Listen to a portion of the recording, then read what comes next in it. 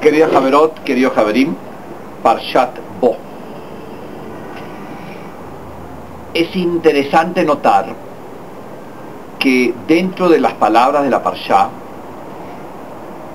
donde Dios le habla a Moshe para que hable con el faraón, porque él endureció su corazón, y para hacer recaer sobre todo Egipto las plagas, y la Torá justifica estas plagas dando un razonamiento, y el razonamiento es para que puedan contar en el futuro.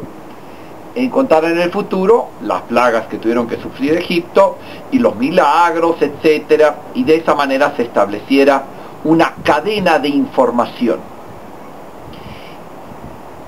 Resaltable está que las palabras donde dice: y para que hayas de relatar a oídos de tu hijo y del hijo de tu hijo lo que yo me he mofado en Egipto. Asher hitalalti de Mitzrayim.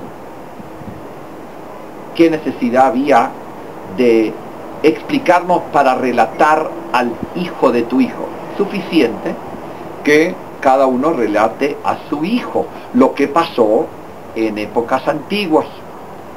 Y aquí, en esas palabras, hijo de tu hijo, nieto, creo que hay un concepto que debemos destacar, y es el rol del abuelo, el rol de la abuela en nuestro espíritu de continuidad. Siempre tenemos la imagen, en la noche del Seder, el abuelo diciendo la Agadá, el abuelo contando. Y esto no es una invención nuestra, esto es base, arraigado en todo lo que nosotros representamos, y es de que el abuelo es el que debe contar. Ulemán tesaper, debes contar, el abuelo debe contar la historia, el relato del pasado, y toda esa asociación que el abuelo nos cuenta cuentos, que nos relata cosas. Eso proviene no de una invención del siglo XX ni del siglo XIX, sino que es algo muy, muy arraigado en nuestra mentalidad de pueblo. Ahora, podríamos analizar que el abuelo tiene una función de relato, tesaper, contar.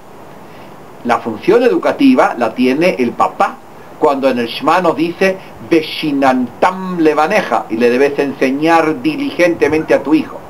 Entonces el papá, la mamá, deben educar, el abuelo debe contar.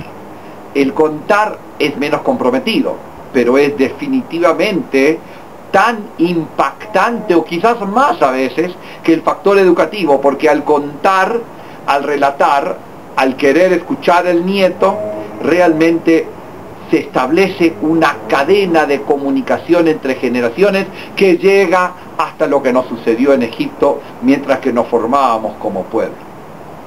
Para que esa relación del relato del abuelo, el oído atento de un nieto, funcione, tiene que ser doble vía. Padres, debemos preocuparnos que nuestros hijos tengan buen contacto con sus abuelos, y los abuelos deben hacer todo lo posible para cumplir esta orden, la orden de relatarle a los nietos. Esto es una mitzvah, ulemán tesaper, como una obligatoriedad del abuelo de contar, y de esa manera establecer ese puente sano entre generaciones que nos lleva a los orígenes de nuestro pueblo. Que nuestros abuelos sepan cumplir sus funciones y que nuestros nietos siempre tengan un oído atento a lo que los abuelos quieran relatar. Shabbat Shalom, Umeborach.